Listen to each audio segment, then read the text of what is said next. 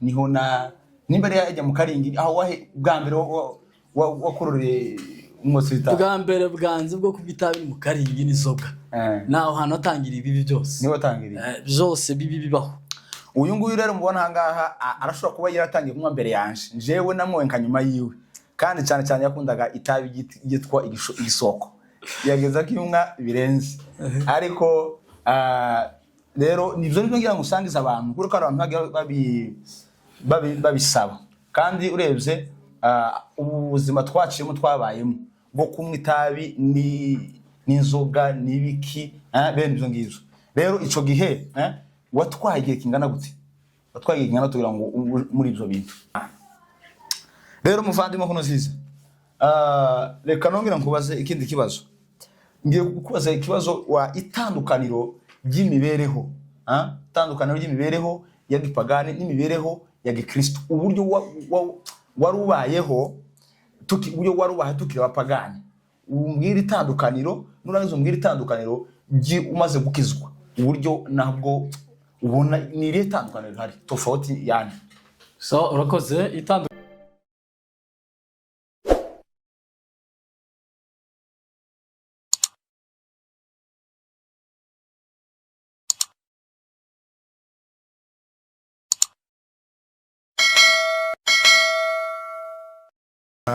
tubahaye kaze inshuti bavandimwe bacu badukunda twongeye twagarutse turabizi ko twatumaze iminsi tutabazanira ibintu bisha ariko uyu munsi twabazanira ibintu bishasha tubahaye kaze mwese aho muherereye atandukanye ku isi yose turabizi ko dufite inshuti zacu zigenda dukurikirana umunsi ku wundi rero uyu munsi twagarutse twabazaniye ibintu byiza bizobagirira akamaro cyane benshi bagiye badusaba ko tugomba kuzana abatumirwa batandukanye uyu munsi turi kumwe n'umuvandimwe Evangeliste Nkurunziza akaba yicaye hano iruhande rwanjye muraza kumva ibyo agenda babwira byinshi kandi byiza tugezaho bifasha imitima y'abantu nje mubona hano amazina banyita Musengo Alexis reka mwene data nawe abashe kubibwira kugira ngo tuze gutangira ikiganiro cyacu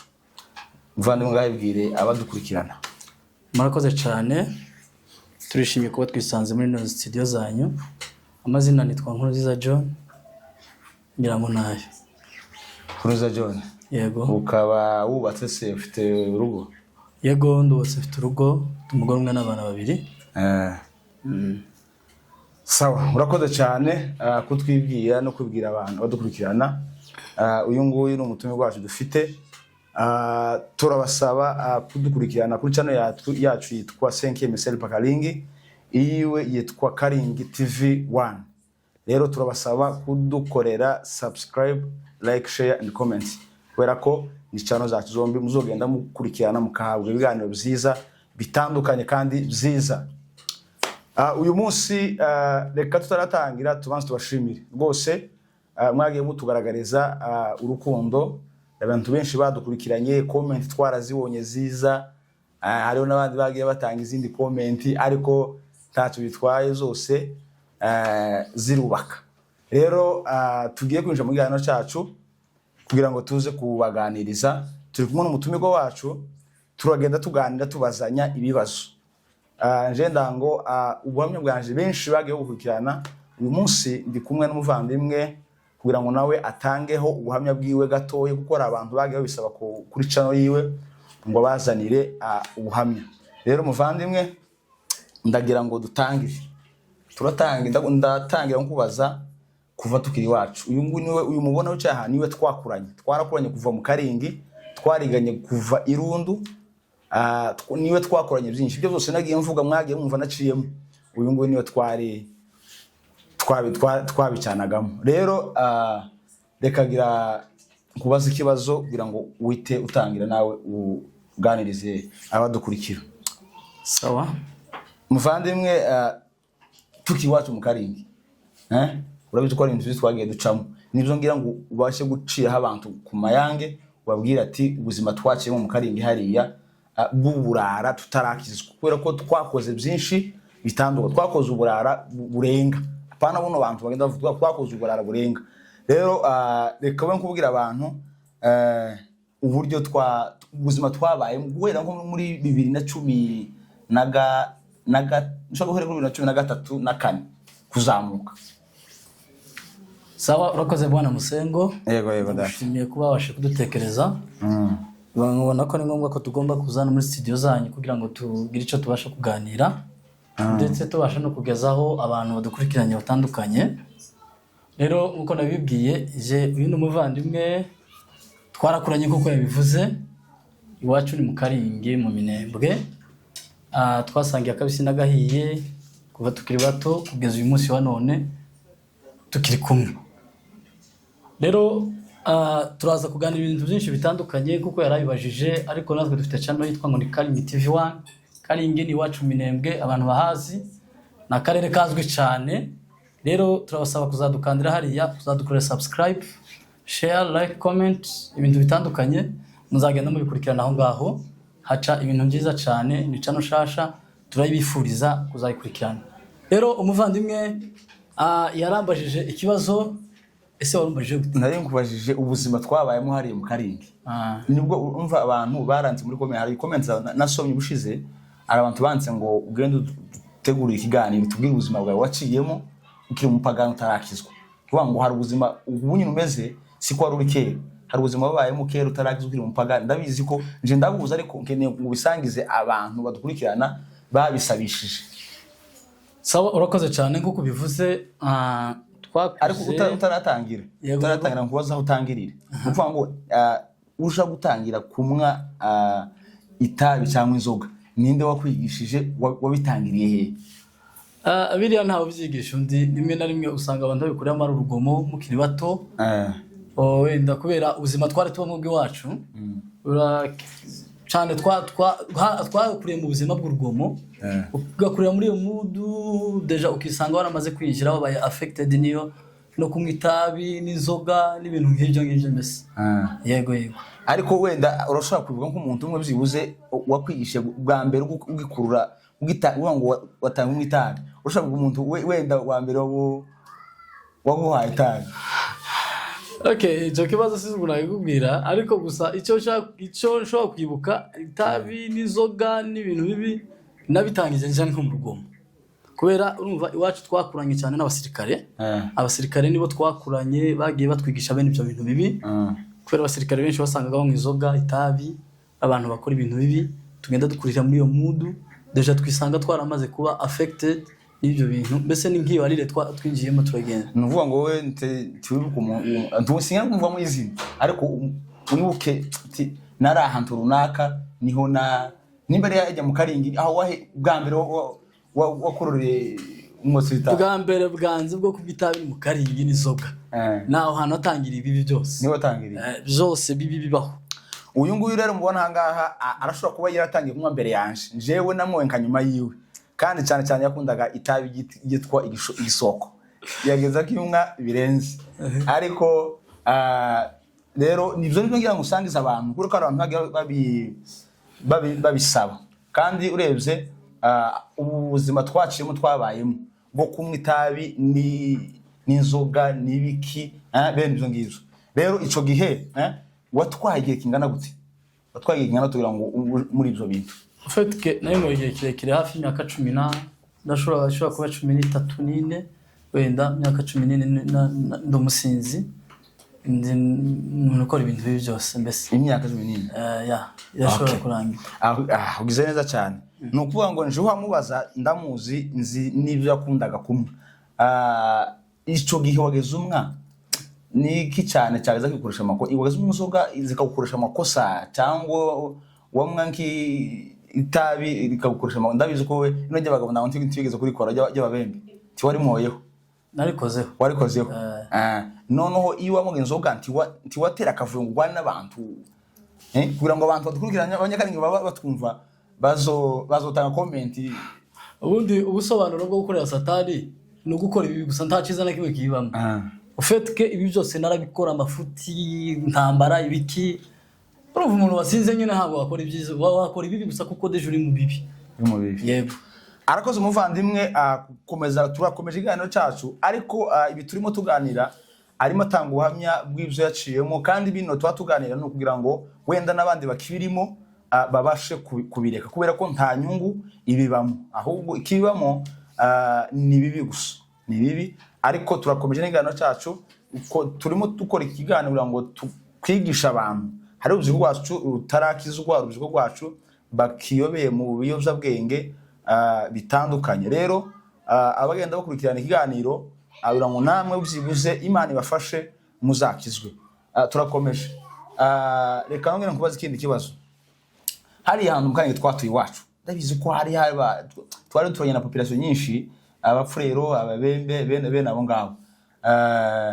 Kandi ndabizi ahantu twageza tuja twiherera, twageza tuja kumwera. Hari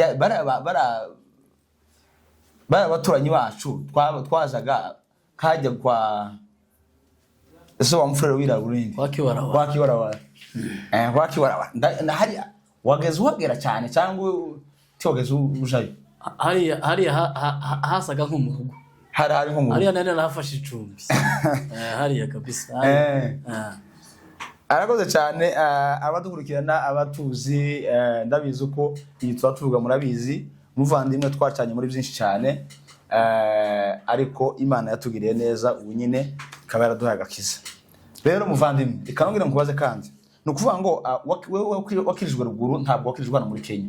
Oya, reka da, nakirijwe ruguru. Wakirijwe ruguru? Yego, ngisigiye kirekire kabisa. Wakijijwe 2013 na 4 okay. Numva warakijwe mbere. Yego. Wakijwe mbere yanje. Cyagihe wamaze gukizwa, nico gihe wese umanuka uzagoma cyangwe arahandi waciye? Ya icyo gihe ufite kenari cyagiye giti wacu, rangirenza kuri Goma ku ishuri, mvuye kuri Goma narize kuri Goma kaminuza, gihe nari nyigeje hagati no nico gihe nahise nzi no Nairobi. Abamuzi mwene data umutumirwa wacu Nkuru Nziza, tukibaruguri wacu mu Karingi. Nkuru Nziza ni umuntu ruguru yonde atarakizwa, iwe ntegeza runguruka ni kanisa aho byabaga. Ni ukuvuga ngo yibera mu babembe no mu mapfurero tiyageza ruha akandagira mu kanisa, ariko amaze gukizwa Imana imugirira neza, nibwo yatangiye kwegera itorero iparuwasi, kandi umubyeyi wiwe ni umushumba n'umupastori. Icuvuze ko wakijijwe uhitumanuka Goma uja kwiga ishuri? Yego. Aha, ugeze Goma uburyo wahakoreye umurimo w'Imana? Goma nakoze utuzi tubiri gusa. Nabaga ku ishuri no mu Gitaramo. Ku ishuri no mu Gitaramo? Nta kandi. Aha, urangiza ufata umwanzuro wo kuza muri Kenya? Yego. Muri Kenya uhageze ni izihe activity wakoreye hano muri Kenya? Muri Nairobi dukora ibisanzwe tu. Tuzi dusanzwe kimwe n'utwabandi bakora nitwo dukora twese. Okay. Ari indi comment nabonye banditse, andi muntu wanditse comment kuri channel yawe, aravuga turamusubiza cyane umuvandimwe Gatabana, ari comment yanditse agonye tivuga wenda kino garo naza gukurikirana azosura tanga indi comment. Ndabizi ko abantu benshi bazogenda bafashwa na bino biganiro byacu, kubera kuko ni biganiro byiza kandi byubaka kuba tarakizwa babashe gukizwa. Bavandimwe hariho abo twabanaga n'ubu bakiri ko bamwe, ariko icyo tubasabira nuko umwami Yesu yobageramo namwe akabahindura, kuko natwe yaraduhinduye, ubu nyine turabana b'Imana. Rero muvandimwe Nkuru Nziza, reka nongera nkubaze ikindi kibazo. Ngiye kukubaza ikibazo wa itandukaniro ry'imibereho, itandukaniro ry'imibereho ya gipagani n'imibereho ya gikristo, uburyo warubayeho uburyo warubaye tukira abapagani. Umbwira itandukaniro, nurangiza umbwira itandukaniro umaze gukizwa, uburyo nabwo ubona ni irihe tandukaniro hari tofauti yani? So urakoze, itandukaniro ryo gukizwa no kudakizwa, yani bazutangirire kibibi biba mu bupagani, kibintu bibi kugira ngo dukene bara badukurikirana wenda nabo nimba bakibirimo babireke, nimba hari abakinywa inzoga babireke, nibazireke mu izina rya Yesu. Inzoga ni zibi. Kenero ngo tubwira kenero ngo tubwira nk'ingaruka nkazingahe z'inzoga cyangwa ingaruka zingahe z'itabi, kugira ngo none turangize uhite winjira noneho no mu buzima bwa Kristo. Ingaruka ya mbere yo kunywa inzoga, icyambere ubwenge ntibuba buri kuri gahunda. Yego. Iyo ni ingaruka imwe ya mbere. Ingaruka ya kabiri kugira ibitekerezo bike. Ibitekerezo bike. Nta bitekerezo umuntu uzumva inzoga agira. Ingaruka ya gatatu no kubwira y'umuntu w'inzoga. Mbese nta network agira, nta connection agirana n'abantu. Nta busabane agirana n'abantu. Ubuzima bwe gusa mu buzima bwo kwandabana. Nika kujya ku buzima bw'ingurube. Urakoze cyane. No kuvuga ngo ubushize nkora kiganiro nababwiye ibintu nk'abingahe umuntu ukiri umupagani ingaruka zimubaho. Kuvuga ngo iyo umupagani kintu cya mbere ingaruka ugira ntabwo wenyine wigirira confidence y'icyo ukora. Cya kabiri n'umuryango tugira confidence nta tukwizera yani kwizera ngo ngo inshingano zo gukora. Icya gatatu buri wese aragusuzugura nta guha agaciro. Rero bavandimwe iki nico nari mubajije. Icya kabiri agiye gusobanura uburyo amaze gukizwa uburyo abona itandukana ry'ubukristo n'ubupagani bankutubwira ubuke. Urakoze cyane. Maze gukizwa ikintu cya mbere nabonye ciza nisanze muri societe. Ikintu cya kabiri ubwenge bwagiye ku murongo. Ubwenge bwagiye ku murongo natekereje kimwe n'abandi. Ikindi cya gatatu nagize ubusabane bwiza namenye imibanire y'abantu n'abandi. Yego. Arakoze cyane. Hariho n'ikindi warusize waranashatse. Nabivuze narashatse. Maze gukizwa. Umva umaze gukizwa nibwo washatse. No kuvuga ngo uyu muntu amaze gukizwa hari ibintu byiza bayinjiyemo. Hari ibintu byiza nta kibi kiba mu gukizwa. Mu gukizwa habamo agakiza gusa. Agakiza ni ubuntu n'ibintu byiza gusa mbese. Yego. Arakoze cyane muvandimwe. No kuvuga ngo iyo umaze gukizwa, umaze kwakira umwami Yesu nk'umukiza w'ubuzima bwawe. Nukuvuga ngo hari ibintu ubuhindutseho. Nukuvuga ngo hari isi y'umwijima uvuyemo ukaja mu yindi si y'umuco. Nukuvuga ngo rero dutumurikirwa n'umuco w'umwami Yesu. Uyu mubona hangaha nukuvuga ngo ibitekerezo byiwe tizabaga ku murongo atarakizwa. Nukuvuga ngo yakoraga nk'iby'abana atarakizwa. Ariko amare gukizwa akora iby'abantu bakuru. Naco gihe yahise ashaka ubu nyine n'umugabo afite abana ndabona bamwe batatu. Ni babiri. Afite abana babiri. Kuvuga ngo kurabagira benshi wa n'undi ari hafi. Abandi bari hafi benshi. Rero bavandimwe bamudukurikirana turabizi neza kuko muri inshuti zacu kugira ngo mugende mufashwa cyane n'ibiganiro tugenda tubaheza. Reka tunongere mubaze ikindi kibazo kugira ngo badukurikirana. Hari comments nyinshi nagiye mbona no mpamvu ndamubaza bino bibazo. Yego. Hariho ari abantu benshi twasangiye abantu benshi twasangiye keneye ko uheza isomo. Abantu benshi twasangiye bamwe muri twe nkajya timu wacu twajanaga n'ubiracyahari. Nukuvuga ngo hari bamwe bakijijwe. Hari bamwe bakijijwe kandi nabo bavandimwe reka tubabwire namwe turabakeneye kudukeneye ko muduha ikiganiro.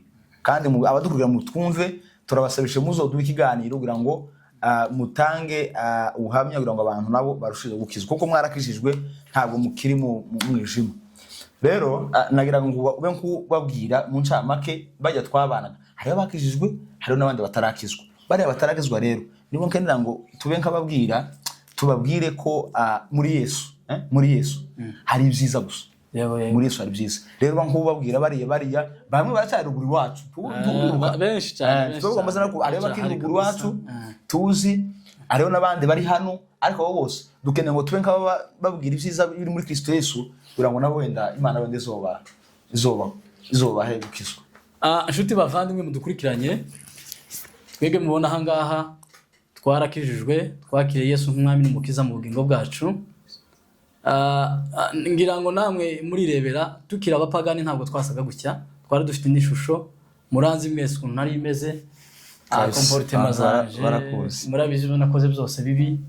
Ariko icingezi no kugaruka ku mwami Yesu. Icambere iyo umuntu yakijijwe ibyiza bibamo uzuca ukaba umuco ukakira abandi kandi uzugira impumuro nziza mu bantu abantu bakagukunda bakakugira icizere mu buzima bwawe. Muribuka ngira umupagani muzi ubuzima nari ndimo ndatekereza yuko ari benshi nigeze kugirira nabi n'ubu barabizi ariko kubera yuko Kristo yadutabaye aduha imbabazi ndabizi ko nabo batubabariye kabisa. Rero mutubona hano icyo tubashaka kubifuriza ni ukugira ngo muze kuri Yesu, musange umwami Yesu Kristo abashe kubakiza, abakureho ako gahinda n'iyo mizigo mufite. Buriya gihe umuntu atarakizwa afite agahinda, ahora mu gahinda gusa cyane, kandi ahorana imizigo idashira muri we. ubu wenyine ubwo ntigire na confidence, kandi abakirinjije kuva mu byaha ariko kujijuka ariko yiziva cyane. Rero bavandimwe, muve mu bujiji, muracana mu bujiji bwa Satani. Kandi buriya nta gisa no gukizwa. Kuriya gukizwa ibintu byinshi, uzumenya ibintu byinshi, ukagira inshuti nziza, ukamenya kwitwarika ku bantu, ukamenya kubana n'abantu neza. Ariko iyo umuntu atarakizwa uhora gusa mu buzima bwo kwandabana, ibibazo byose niwe bibaho, ibiki n'ibiki, ibibazo bitandukanye. Ariko bavandimwe, icyo tubifuriza no kugira ngo umashe kuva muri izo byaha, umwami Yesu abashe kubakiza. Arakoze cyane umuvandimwe nkuru nziza. Ndabizi ko ubu nyine ni evangeliste, Imana yamugiriye neza, kandi kwitwa evangeliste ni ukubera ibikorwa agenda akora. Agize neza kuba atanze inama kugira ngo bene data batarakizwa nabo wenda umwami Yesu abagirire neza, kubera kuko turabizi ko hariho benshi batarakizwa. Bibiliya nizi tubwira neza, Paulo nawe yari umuntu wagirira nabi cyane abakristo, ariko umwami Yesu umunsi bahuye nawe yaramuhinduye, arahinduka. Kubera ko Kristo azahindura bitandukanye n'uko abantu babitekereza. Twebwe uko tubitekereza ko Kristo abitekereza, ariko icyo tubifuriza nuko Kristo amurika mu mitima yanyu mugakizwa.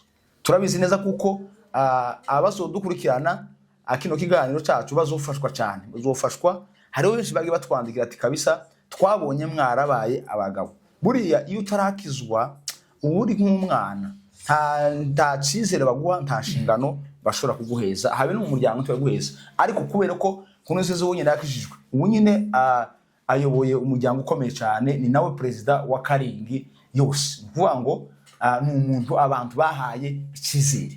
Le comptable. Le comptable n'umuyobozi cyane, umuyobozi mukuru. Nukuvuga ngo bakubwira icyizere. Ariko uje gutarakizwa. Abe niyo comptable ntitwayiguheza. Ntibishoboka. Kandi comptable ifaranga utima w'ifaranga. Bishoboka. Kubera ko bazi ko zari zifite ahandi zigitangwa zijana atakwa kiwarawara. Ariko dukomeje kubashimira cyane. Kubashimira tuyibutsa kudukandira aho ngaho ura ngo mukomeze mudutere imbere, mudushigikire, kandi muzogenda mubona ibyiza byinshi tuzogenda tubagezaho. Turakomeje iganiro. Reka nongere nkubaze muvandimwe, ariko nawe nimba hari ikintu ufite wumbaza nta kibazo, naje tayari gusubiza. Sawa, urakoze cyane. Abavandimwe kuko mutubona aha, uyu ni Musengo niwe muntu wa mbere wari ugira nabi kuruta abantu bose. Ariko Yesu yamugiriye neza arakizwa. Ese igeze hano wigeze kurya nko ku bihuru? Wewe mbaza njewe njiganakijwe hano. Wigeze kurya nko ku bihuru hano? Hano. Oya, ibihuru sinabiriye. Ngikora izamu, aranda ko izamu irabisambu. None twakorana n'abanyakenya. None abanyakenya arambira ngo bino bintu ngo bigira amaswingi. Ati wewe irye. None arampeza tujya mu dushashi. Ndakanje. Mvuye no bintu ko ntakintu tapi nika twaduhuru byasagateke n'imifumbo ariko imifumbo yagiraga netwa je ndamubwira ati jewe ico ndampuza naco ni tabije bagabo no tabije ry'abembe iryo niyo ryari yanje naho kurampeza ibihuru nabaye ntamase nubwo nese mbireka sini hano sinuvuga sinabiri. Ufite ubuhamya papa, wewe wahonjeje ku bihuru ca hano baza kugwase kuri ako kantu nyine ako mba ngafite tugira ngo konjega nakijwe 2017 ariko urumvaga ako ijoro umva kurara mu mbeho nararaga niko nararagamo. Hariho nakandi kandi bazashira bena nuki ubugoro wakoze no kubugoro nabwo nawushizeho ubuhamya bwigenda mugane nawushizeho ndangira kumushiraho nabwo numva nta swingi ufite umva ndakigenda nabwo wazunguruka umutwe ariko umutwe wari warakorera igisoko wari warabaza nje nahuzaga nitabijya n'ibyo babembe niyo ryari nararimo nkumva meze neza nizo swing zari zanje nuko ariko ndangize nanje hano gamara nka 2017 nibwo natangiye kuko nje nakunda ikintu cy'igitaramo numvaga senti ivuze gutya kumva nyine hari ikintu umva nubwo uri mu nzoga ariko hari hari ikintu ko harakwatira ko harankuru nico gihe umva nakijijwe tukiba ensemble kiba mu gakanisa kabaga hano hepfo gutya usari uvuza ko kantu uzanibuka 2008 nari mu kiraro numva nico gihe bari mu 8 bari 9 numva indirimbo muri cassette cyo gihe twagiraga carte memoire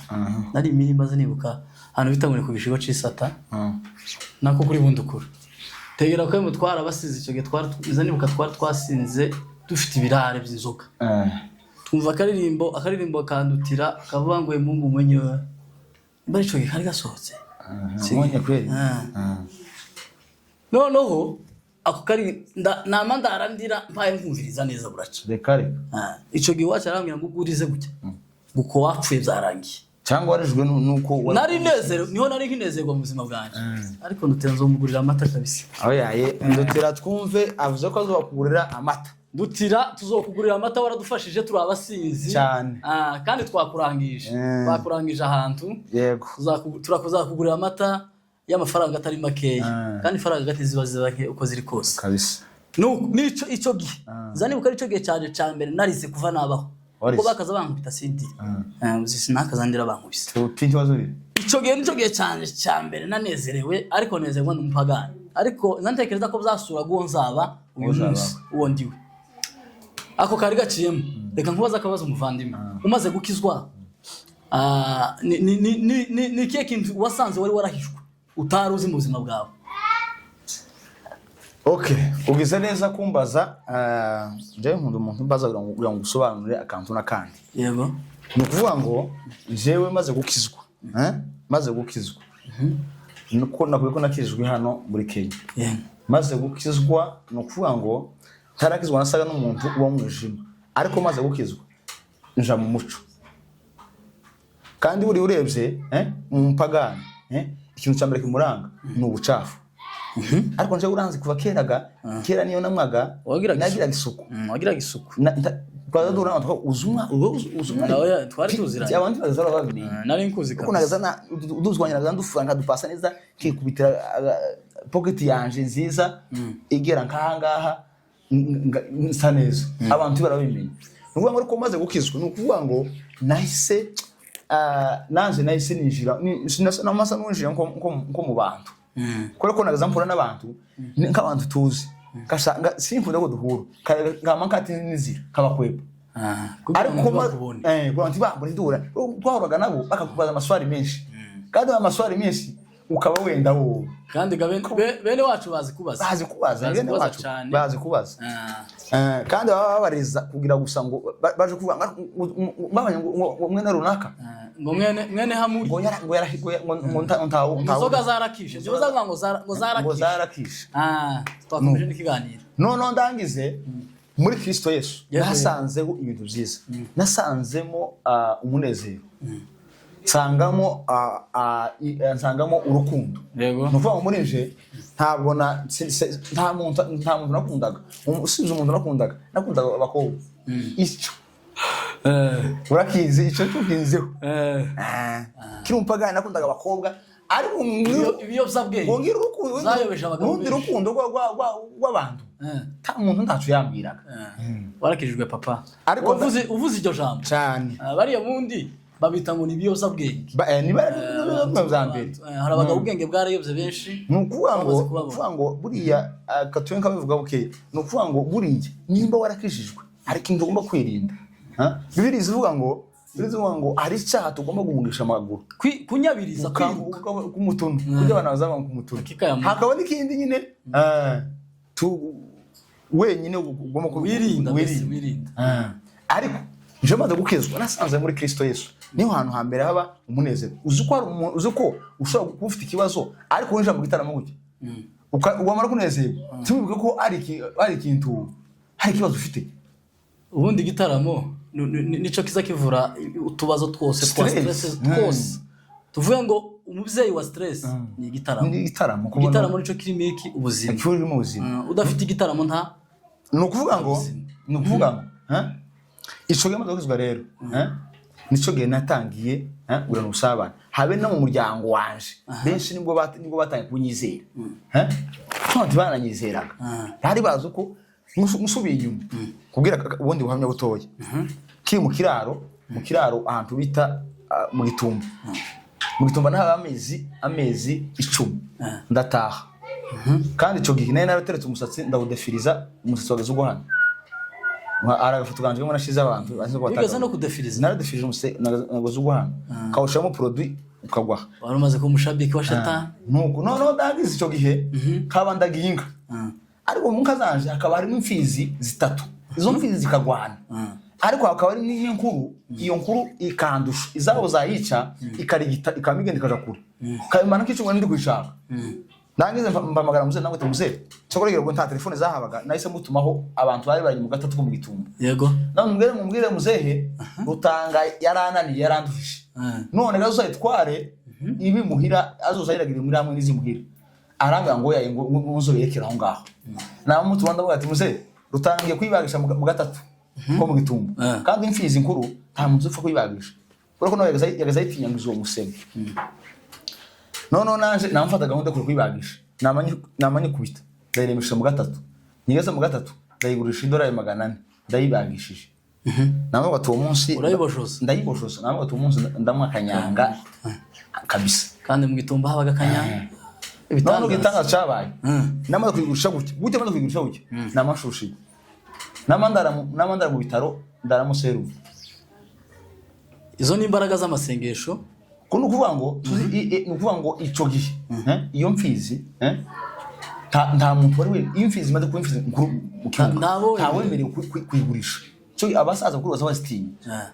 ariko nje kubera gano njewe ndumupagani nje ntacu zambwiraga sinari ndabizi nko yari impitanye kuvuga yari impitanye ariko ico gihe nyine imana irandi yari kigufiteho umugambi bavandimwe badukurikirana dukomera kubashimira rwose tugenda tubabwira ubu n'ubuhanye twagiye ducamo kandi abizi ko hari byinshi nagiye mvuga narabuze ku kiganiro canje abenshi barabikurikiranye rero dukomere kubashimira abakomeje kudukurikirana hirya no hino ku isi comment zanyu turazikeneye kugira ngo mugende mutubwira izo mwifuza ko tubazanira turi hano kugira ngo tubibagezeho muvandimwe hano mwamwumvishije nukuri Imana yamukuye kuri nziza twarabanye cyane mu Karingi kandi twakoranye byinshi twasangiye umumera iyo abantu bazi umumera agasigisi kanyanga uyu nguyu kanyanga kwa sifa uyu nguyu niwe wari uwa mbere niwe wagozodaringa uyu yabaga kwitarifa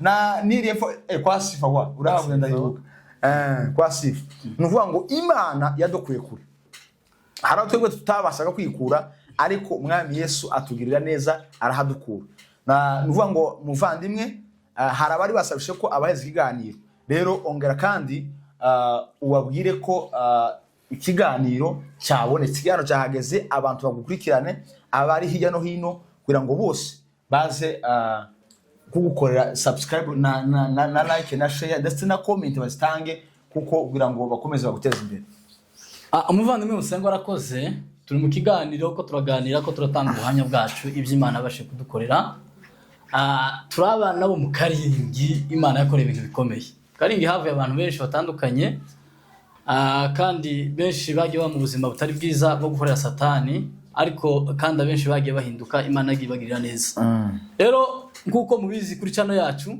ikiganiro turaza kuyacisha muze kugikurikirana kandi mukomeze muduteze imbere hari iby'Imana yakoze byinshi ubuhamya mwari mubushaka mwari mutegereje ikiganiro n'amatsiko uyu munsi kiraza kubageraho kandi ndizera ko kiza kubafasha kandi kiza kubagira umumaro bariya twakomeje gushishikariza kuva muri biriya bari barimo bavandimwe ni muze mu byiza aha ni mu byiza winjira mu byiza wisanga mu bindi byiza kubera yuko komeza gukorera satani ni ikintu kibi cyane ariko gukorera Imana ni ikintu ciza ariko gatoya nkubaze muvandimwe tugiye gusoza ikiganiro cyacu hari ijambo riba muri biriya Paulo yandikiye Tito aramubwira ngo mu bicitegererezo mu bintu byose kandi mu bintu byose bitabuze n'ikintu na kimwe ariko dufite ikibazo muri iki gihe umaze gukizwa ko wavuze ngo wisanze mu muryango uzukorera umuryango umuryango famille yanyu urayikorera.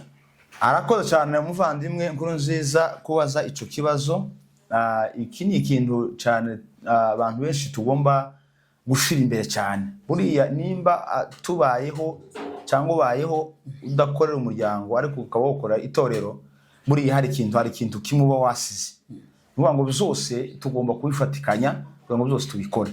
Umuryango wanje ndawukorera, benda abadukurikirana bazabibona, bazabatanga comment yango ndawukorera ndetse nkarengaho n'akarere ngakora. Voilà, umaze kuba umuntu w'umugabo.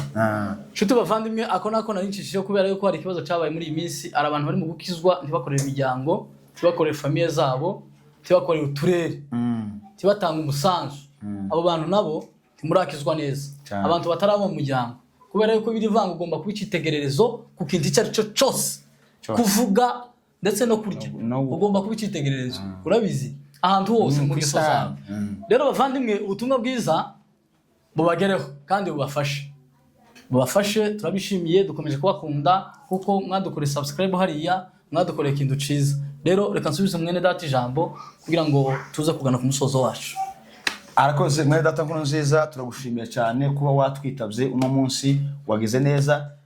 Nari maze iminsi cyane mushaka kugira ngo tuze gukora ikiganiro, rero wagize neza kwitaba kandi ukaba wabonetse. Bavandimwe, turabashimiye inshuti zacu badukurikirana hirya no hino ku isi, turabashimiye cyane. Imana ikomeze ibaho umugisha. Ndabizi neza kuko mudukunda, natwe turabakunda, muri inshuti zacu. Mukomeze muhabwe umugisha n'Imana. Tuwifuriza n'umwaka musha, umwaka muhire, muzagere ku bintu bikomeye kandi ku bintu byiza. Umwami Yesu azokomeze abane namwe. Rero turabashimiye cyane. Aho gutaha tuzongera tubazanire ibindi bintu byiza bitandukanye, ndetse tuba tubazana n'abatumirwa bagiye batandukana hirya no hino ku isi. Reka tubwire na bene data, hari inshuti zacu turabashimiye. Turashimiye inshuti yanje muvandimwe Nkomezi Blaise atuye hano Gidurayi. Ndabizi ko uraza kudukurikirana mu kanya gatoya. Rwose nawe ndagukeneye cyane, ndagukeneye ko wabaye mu vuga butumwa, ndagukeneye kuzuza tukicarana tukaba nk'abaheza abantu umugati. Rero murakoze cyane, turabashimiye cyane. Imana ibaho umugisha, murakagira Yesu. Murakoze cyane, Imana mwije bahe umugisha. Urakoze cyane muvandimwe kuba witabye ikiganiro kandi ugize neza cyane. Barikiwe sana. Asante sana.